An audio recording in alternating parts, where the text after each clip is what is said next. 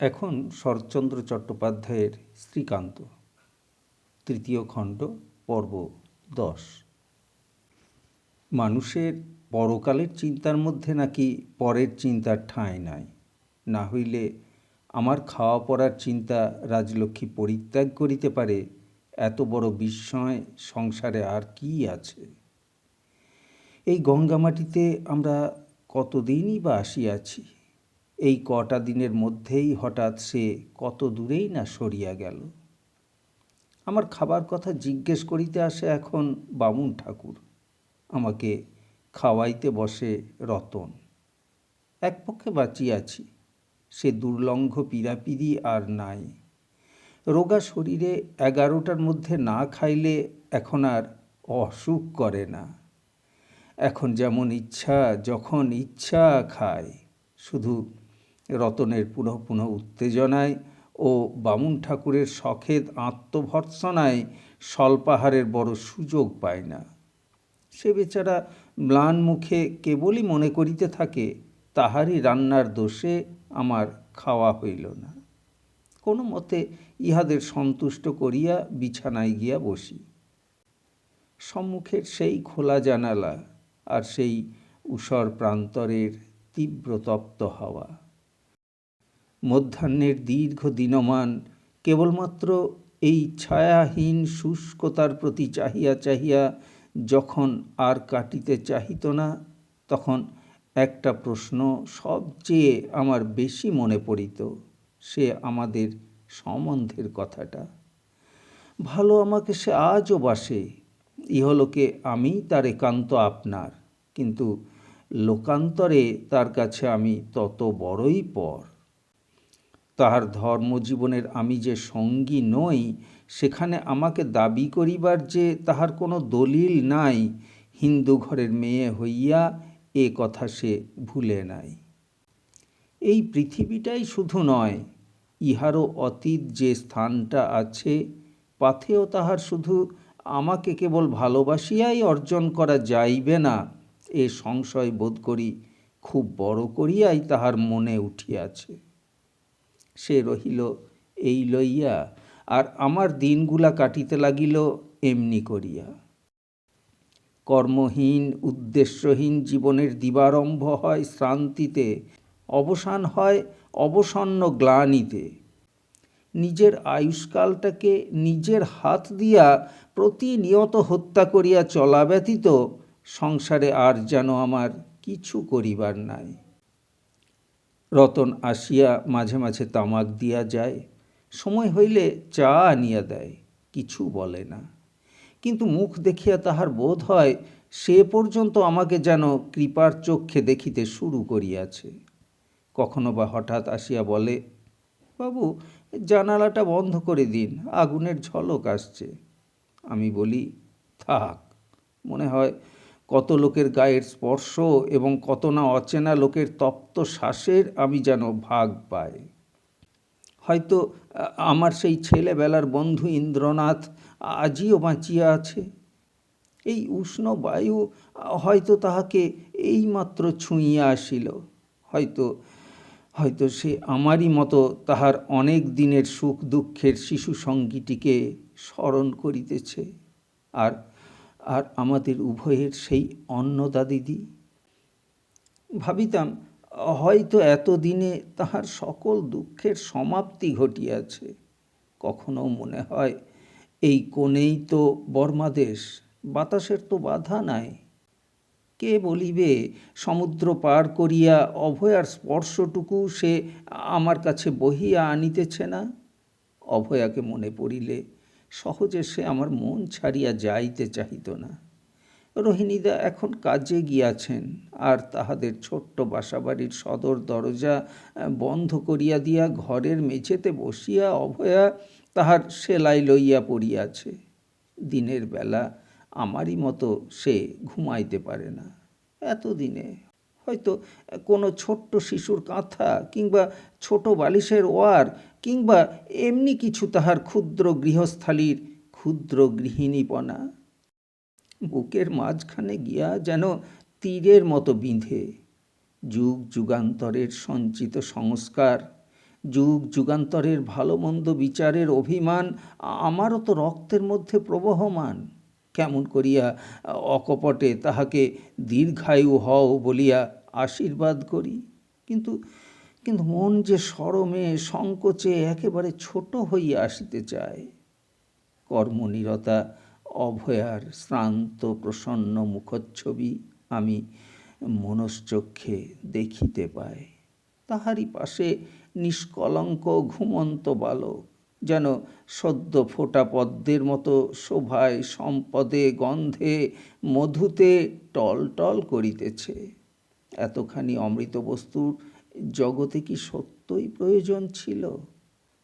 মানব সমাজে মানব শিশুর মর্যাদা নাই, নিমন্ত্রণ নাই, স্থান নাই বলিয়া ইহাকেই ঘৃণা ভরে দূর করিয়া দিতে হইবে। কল্যাণের ধনকেই চির অকল্যাণের মধ্যে নির্বাসিত করিয়া দিবার অপেক্ষা মানব হৃদয়ের বৃহত্তর ধর্ম আর নাই। অভয়াকে আমি চিনি। এইটুকুকে পাইতে সে যে তাহার জীবনের কতখানি দিয়াছে তাহা আর কেহ না জানে, আমি তো জানি। হৃদয়হীন বর্বরতার কেবলমাত্র অশ্রদ্ধা ও উপহাসের দ্বারাই সংসারে সকল প্রশ্নের জবাব হয় না। ভোগ, অত্যন্ত মোটা রকমের লজ্জাকর দেহের ভোগ, তাই বটে। অভয়াকে ধিক্কার দিবার কথাই বটে। বাহিরের তপ্ত বাতাসে চোখের তপ্ত অশ্রু আমার নিমেষে শুকাইত। বর্মা হইতে চলিয়া আসার কথাটা মনে পড়িত। ঠিক ঠিক সেই সময়টাই তখন ডেঙ্গুনে মরণের ভয়ে ভাই বোনকে, ছেলে বাপ মাকেও ঠাঁই দিত না। মৃত্যু উৎসবে উদ্দণ্ড মৃত্যুলীলা শহরময় চলিয়াছে। তেমনি সময়ে যখন আমি মৃত্যুদূতের কাঁধে চড়িয়া তাহার গৃহে গিয়া উপস্থিত হইলাম, তখন নূতন পাতা ঘরকন্যার মোহত তাহাকে একটা মুহূর্তও দ্বিধায় ফেলে নাই। সে কথা তো শুধু আমার আখ্যায়িকার এই কয়টা লাইন পড়িয়াই বুঝা যাইবে না, কিন্তু আমি তো জানি সে কি, আরও অনেক বেশি আমি জানি। আমি জানি কিছুই অভয়ার কাছে কঠিন নয়। মৃত্যু, সেও তাহার কাছে ছোটই। দেহের ক্ষুধা, যৌবনের পিপাসা, এইসব প্রাচীন ও মামুলি বুলি দিয়া সেই অভয়ার জবাব হয় না। পৃথিবীতে কেবলমাত্র বাহিরের ঘটনাই পাশাপাশি লম্বা করিয়া সাজাইয়া সকল হৃদয়ের জল মাপা যায় না। কাজের জন্য পুরানো মনিবের কাছে দরখাস্ত করিয়াছি। ভরসা আছে আবেদন নামঞ্জুর হইবে না, সুতরাং আবার আমাদের সাক্ষাৎ ঘটিবে। ইতিমধ্যে দুই তরফেই অনেক অঘটন ঘটিয়াছে, তাহার ভারও সামান্য নয়, কিন্তু সে ভার সে জমা করিয়াছে আপনার অসামান্য সরলতায় ও স্বেচ্ছায়। আর আর আমার জমিয়া উঠিয়াছে তেমনি অসাধারণ বলহীনতায় ও ইচ্ছাশক্তির অভাবে। কি জানি ইহাদের রং ও চেহারা সেদিন মুখোমুখি কেমনতর দেখিতে হইবে। একাকী সমস্ত দিন প্রাণ যখন হাঁপাইয়া উঠিত, তখন বেলা পড়িলে একটুখানি বেড়াইতে বাহির হইতাম। দিন ৫-৭ হইতে ইহা এক প্রকার অভ্যাসে দাঁড়াইয়াছিল। ধুলাময় যে পথটা দিয়া একদিন আমরা গঙ্গামাটিতে আসিয়াছিলাম, সেই পথ ধরিয়া কোনো কোনো দিন অনেক দূর পর্যন্ত চলিয়া যাইতাম। অন্য মনে আজও তেমনি চলিয়াছিলাম। সহসা দেখিতে পাইলাম সম্মুখে ধুলার পাহাড় সৃষ্টি করিয়া কে একজন ঘোড়া ছুটাইয়া আসিতেছে। সভয়ে রাস্তা ছাড়িয়া নামিয়া দাঁড়াইলাম। ঘোর সওয়ার কিছু দূর অগ্রসর হইয়া গিয়া ঘোড়া থামাইল। ফিরিয়া আসিয়া আমার সম্মুখে দাঁড়াইয়া কহিল, আপনার নাম শ্রীকান্তবাবু না? আমাকে চিনতে পারেন? বলিলাম, নাম আমার তাই বটে, কিন্তু আপনাকে তো চিনতে পারলাম না। লোকটি ঘোড়া হইতে নামিল। পরনে তাহার ছিন্ন ও মলিন সাহেবী পোশাক, মাথায় জরাজীর্ণ সোলার হ্যাট খুলিয়া হাতে লইয়া কহিল, আমি সতীশ ভরদ্বাজ। 3rd ক্লাস থেকে প্রমোশন না পেয়ে সার্ভিস স্কুলে পড়তে যায়, মনে পড়ে না? মনে পড়িল। খুশি হইয়া কহিলাম, তাই বলো? তুমি আমাদের ব্যাঙ। এখানে সাহেব সেজে যাচ্ছ কোথায়? ব্যাঙ হাসিয়া কহিল, সাহেব কি আর সাদে সাজি ভাই, রেলওয়ে কনস্ট্রাকশনে সাব ওভারসিয়ারই চাকরি করি। কুলি তাড়াতেই জীবন যায়, হ্যাটকোট না থাকলে কি আর রক্ষা ছিল? এতদিন তারাই আমাকে তাড়াতো। সোপলপুরে একটু বরাত সেরে ফিরছি, মাইলটাক দূরে আমার তাঁবু। সাঁইথিয়া থেকে যে নতুন লাইন বসছে, তাতেই কাজ। যাবে আমার ওখানে, চা খেয়ে আসবে? অস্বীকার করিয়া কহিলাম, আজ নয়, কোনোদিন সুযোগ হয় তো আসব। ব্যাঙ তখন অনেক কথা কহিয়া জিজ্ঞাসা করিতে লাগিল, শরীর কেমন, কোথায় থাকি, এখানে কি সূত্রে আসা, ছেলে মেয়ে কয়টি, তাহারা কে কেমন আছে ইত্যাদি। জবাবে বলিলাম, শরীর ভালো নয়, থাকি গঙ্গামাটিতে। যে সূত্রে এখানে আসা তাহা অত্যন্ত গোলমেলে। ছেলে মেয়ে নাই, অতএব তাহারা কে কেমন আছে এ প্রশ্ন নিরর্থক। ব্যাঙ সাধাসিধা গোছের লোক। আমার উত্তরগুলা ঠিক বুঝিতে না পারিলেও অপরের ব্যাপার বুঝিতেই হইবে এরূপ দৃঢ় সংকল্প ব্যক্তি সে নয়। সে নিজের কথাই বলিতে লাগিল। জায়গাটা স্বাস্থ্যকর, তরিতরকারি মেলে, মাছ এবং দুধ চেষ্টা করিলে পাওয়া যায়। তবে লোকজন নাই, সঙ্গী সাথীর অভাব। কিন্তু কষ্ট বিশেষ হয় না, কারণ সন্ধ্যার পরে একটু নেশা ভাঙ করিলেই বেশ চলিয়া যায়। সাহেবরা হাজার হোক বাঙালির চেয়ে ঢের ভালো। টেম্পোরারি গোছের তারির শেড একটা খোলা হইয়াছে, যত ইচ্ছে খাও। তার তার নিজের তো একরকম পয়সা লাগে না বলিলেই হয়, সবই ভালো। কনস্ট্রাকশনে 2 পয়সা আছেও বটে, এবং আমার জন্যে বড় সাহেবকে ধরিয়া চাকরি একটা অনায়াসে করিয়া দিতে পারে। এমনি সব তাহার সৌভাগ্যের ছোট বড় কাহিনী। ব্যাঙ তাহার বেতঘোড়ার মুখ ধরিয়া অনেক দূর পর্যন্ত আমার সঙ্গে সঙ্গে বকিতে বকিতে চলিল। বারবার জিজ্ঞাসা করিল আমি কি নাগাদ তাহার ক্যাম্পে পায়ের ধুলা দিতে পারি, এবং ভরসা দিয়া জানাইল যে পোড়ামাটিতে প্রায়ই তাহার কাজ থাকে। ফিরিবার পথে একদিন আমার গঙ্গামাটিতে সে নিশ্চয় গিয়া উপস্থিত হইবে। সেদিন বাড়িতে ফিরিতে আমার একটু রাত্রি হইল। পাচক আসিয়া জানাইল আহার প্রস্তুত। হাত মুখ ধুইয়া কাপড় ছাড়িয়া খাইতে বসিয়াছি, এমন সময় রাজলক্ষ্মীর কণ্ঠস্বর শোনা গেল। সে ঘরে ঢুকিয়া চৌকাঠের কাছে বসিয়া পড়িল। হাসি মুখে কহিল, তুমি কিন্তু কিছুতেই অমত করতে পারবে না বলে রাখছি। কহিলাম, না, আমার অমত নেই। কি তা না শুনেই? কহিলাম, আবশ্যক মনে হয় বলো এক সময়। রাজলক্ষ্মীর হাসি মুখ গম্ভীর হইল। কহিল, আচ্ছা। হঠাৎ তাহার দৃষ্টি পড়িল আমার থালার উপরে। কহিল, ভাত খাচ্ছ যে বড়, তুমি জানো রাত্রে তোমার ভাত সহ্য হয় না। তুমি কি তোমার অসুখটা আমাকে সারাতে দেবে না ঠিক করেছ? ভাত আমার ভালোই সহ্য হইতেছিল, কিন্তু সে কথা বলিয়া লাভ নাই। রাজলক্ষ্মী তীক্ষ্ণ কণ্ঠে ডাক দিল, মহারাজ।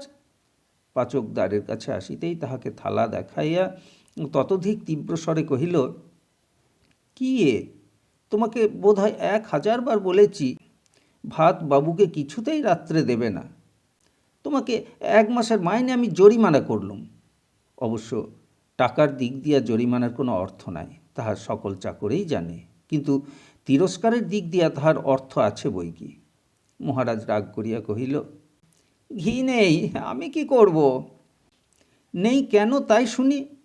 সে জবাব দিল, 2-3 দিন জানিয়েছি আপনাকে, ঘি ফুরিয়েছে, লোক পাঠান। আপনি না পাঠালে আমার কি দোষ? সংসার খরচের সাধারণ ঘি এইখানেই পাওয়া যাইত, কিন্তু আমার জন্য আসিত সাঁইথিয়ার নিকটবর্তী কি একটা গ্রাম হইতে, তাহা লোক পাঠাইয়া আনায়া লইতে হইত। কথাটা রাজলক্ষ্মীর অন্যমনস্ক কর্ণরন্ধ্রে হয় প্রবেশ করে নাই, না হয় সে ভুলিয়াছে। জিজ্ঞাসা করিল, কবে থেকে নেই মহারাজ? তা হবে 5-7 দিন। এই 5-7 দিন তাকে ভাত খাওয়াচ্ছ? রতনকে ডাকিয়া কহিল, আমি যেন ভুলেছিলাম, কিন্তু তুই কি আনিয়ে দিতে পারতিস না বাবা? এমনি করেই কি সবাই মিলে আমাকে জব্দ করতে হয়? রতন মনে মনে তাহার ঠাকুরানীর উপর খুশি ছিল না। দিবারাত্রি বাড়ি ছাড়িয়া অন্যত্র থাকায় এবং বিশেষ করিয়া আমার প্রতি ঔদাসীন্যে তাহার বিরক্তির এক শেষ হইয়াছিল। কর্ত্রীর অনুযোগের উত্তরে ভালো মানুষের মতো মুখ করিয়া কহিল, কি জানি মা, তুমি গেরাজ্জি করলে না দেখে ভাবলুম ভালো দামি ঘি বোধহয় আর চাই নে, নইলে 5-6 দিন ধরে রোগা মানুষকে আমি ভাত খেতে দিই। রাজলক্ষ্মীর বলিবার কিছুই ছিল না, তাই ভৃত্যের কাছে এত বড় খোঁচা খাইয়াও সে কিছুক্ষণ নিরুত্তরে বসিয়া থাকিয়া ধীরে ধীরে উঠিয়া গেল। রাত্রে বিছানায় শুইয়া অনেকক্ষণ পর্যন্ত ছটফট করিয়া বোধ করি সেইমাত্র তন্দ্রা আসিয়াছিল। রাজলক্ষ্মী দ্বার ঠেলিয়া ঘরে ঢুকিল এবং আমার পায়ের কাছে আসিয়া বহুক্ষণ পর্যন্ত নিঃশব্দে বসিয়া থাকিয়া ডাকিল, তুমি কি ঘুমোলে? বলিলাম, না। রাজলক্ষ্মী কহিল, তোমাকে পাবার জন্যে আমি যা করেছি তার অর্ধেক করলেও বোধহয় ভগবানকে এতদিনে পেতুম, কিন্তু তোমাকে পেলুম না। বলিলাম, হতে পারে মানুষকে পাওয়া আরও শক্ত। মানুষকে পাওয়া?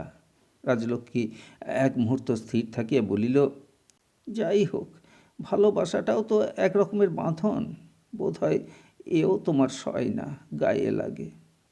এ অভিযোগের জবাব নাই। এ অভিযোগ শাশ্বত ও সনাতন। আদিম মানব মানবী হইতে উত্তরাধিকার সূত্রে পাওয়া এ কলহের মীমাংসক কেহ নাই। এ বিবাদ যেদিন মিটিবে সংসারের সমস্ত রস, সমস্ত মাধুর্য সেদিন তিক্ত বিষ হইয়া উঠিবে। তাই উত্তর দিবার চেষ্টা মাত্র না করিয়া নীরব হইয়া রহিলাম। কিন্তু আশ্চর্য এই যে উত্তরের জন্য রাজলক্ষ্মী পীড়াপিড়ি করিল না। জীবনের এত বড় সর্বব্যাপী প্রশ্নটাকেও সে যেন এক নিমেষে আপনা আপনিই ভুলিয়া গেল। কহিল, ন্যায়রত্ন ঠাকুর বলছিলেন একটা ব্রতের কথা, কিন্তু একটু কঠিন বলে সবাই নিতে পারে না, আর এত সুবিধাই বা কজনের ভাগ্যে জোটে। অসমাপ্ত প্রস্তাবের মাঝখানে মৌন হইয়া রহিলাম। সে বলিতে লাগিল, 3 দিন একরকম উপোস করেই থাকতে হয়। সুনন্দারও ভারী ইচ্ছে দুজনের একসঙ্গেই তাহলে হয়ে যায়, কিন্তু এই বলিয়া সে নিজেই একটু হাসিয়া বলিল, তোমার মত না হলে তো আর। জিজ্ঞাসা করিলাম, আমার মত না হলে কি হবে? রাজলক্ষ্মী বলিল, তাহলে হবে না। কহিলাম, তবে এ মতলব ত্যাগ করো, আমার মত নেই। যাও, তামাশা করতে হবে না। তামাশা নয়, সত্যিই আমার মত নেই, আমি নিষেধ করছি। কথা শুনিয়া রাজলক্ষ্মীর মুখ মেঘাচ্ছন্ন হইয়া উঠিল। ক্ষণকাল স্তব্ধভাবে তাকিয়া বলিল, কিন্তু আমরা যে সমস্ত স্থির করে ফেলেছি, জিনিসপত্র কিনতে লোক গেছে, কাল হবিষ্যি করে পরশু থেকে যে, বাহ, এখন বারণ করলে চলবে কেন? সুনন্দার কাছে আমি মুখ দেখাবো কী করে? ছোট ঠাকুর, বাহ, এ কেবল তোমার চালাকি, আমাকে মিছিমিছি রাগাবার জন্যে। না, সে হবে না, তুমি বলো তোমার মত আছে। বলিলাম, আছে, কিন্তু তুমি কোনো দিনই তো আমার মতামতের অপেক্ষা করো না লক্ষ্মী। আজই বা হঠাৎ কেন তামাশা করতে এলে? আমার আদেশ মানতে হবে এ দাবি আমি তো কখনো তোমার কাছে করিনি। রাজলক্ষ্মী আমার পায়ের উপর হাত রাখিয়া কহিল, আর কখনোও হবে না। এইবারটি শুধু প্রসন্ন মনে আমাকে হুকুম দাও। কহিলাম, আচ্ছা, কিন্তু ভোরেই তোমাকে হয়তো যেতে হবে। আর রাত করো না, শুতে যাও। রাজলক্ষ্মী গেল না, আস্তে আস্তে আমার পায়ের উপর হাত বুলাইয়া দিতে লাগিল। যতক্ষণ না ঘুমাইয়া পড়িলাম, ঘুরিয়া ঘুরিয়া বারবার কেবলই মনে হইতে লাগিল, সে স্নেহস্পর্শ আর নাই। সেও তো বেশি দিনের কথা নয়। আর রেলওয়ে স্টেশন হইতে আমাকে যেদিন সে কুড়াইয়া বাড়ি আনিয়াছিল, সেদিন এমনি করিয়াই পায়ে হাত বুলাইয়া আমাকে সে ঘুম পাড়াইতে ভালোবাসিত, ঠিক এমনিই নীরবে। কিন্তু মনে হইত তাহার 10 অঙ্গুলি যেন 10 ইন্দ্রিয়ের সমস্ত ব্যাকুলতা দিয়া নারী হৃদয়ের যাহা কিছু আছে সমস্ত নিঃশেষ করিয়া আমার এই পা দুটার উপরে উজাড় করিয়া দিতেছে। অথচ এ আমি চাহি নাই। এই লইয়াই যে কেমন করিয়া কি করিব সেও ভাবিয়া পাই নাই। বানের জলের মতো আসার দিনেও আমার মত চাহে নাই, হয়তো যাবার দিনেও তেমনি মুখ চাহিবে না। চোখ দিয়ে আমার সহজে জল পড়ে না। ভালোবাসার কাঙাল বৃত্তি করিতেও আমি পারি না। জগতে কিছুই নাই, কাহারও কাছে কিছু পাই নাই। দাও দাও বলিয়া হাত বাড়াইয়া থাকিতে আমার লজ্জা করে। বইয়ে পড়িয়াছি এই লইয়া কত বিরোধ, কত জ্বালা, মান অভিমানের কতই না প্রমত্ত আক্ষেপ, স্নেহের সুধা গরল হইয়া উঠার কত না বিক্ষুব্ধ কাহিনী। এ সকল মিথ্যা নয় জানি, কিন্তু আমার মনের মধ্যে যে বৈরাগী তন্দ্রাচ্ছন্ন ছিল, হঠাৎ চমক ভাঙিয়া বলিতে লাগিল, ছি ছি ছি। বহুক্ষণ পরে ঘুমাইয়া পড়িয়াছি মনে করিয়া রাজলক্ষ্মী যখন সাবধানে ধীরে ধীরে উঠিয়া গেল, তখন জানিতেও পারিল না যে নিদ্রাবিহীন নিমিলিত চোখের কোণ দিয়া আমার অশ্রু ঝরিয়া পড়িতেছে। অশ্রু পড়িতেই লাগিল, কিন্তু আজিকার আয়ত্তাতীত ধন একদিন আমারই ছিল বলিয়া ব্যর্থ হাহাকারে অশান্তি সৃষ্টি করিয়া তুলিতে আর প্রবৃত্তি হইল না।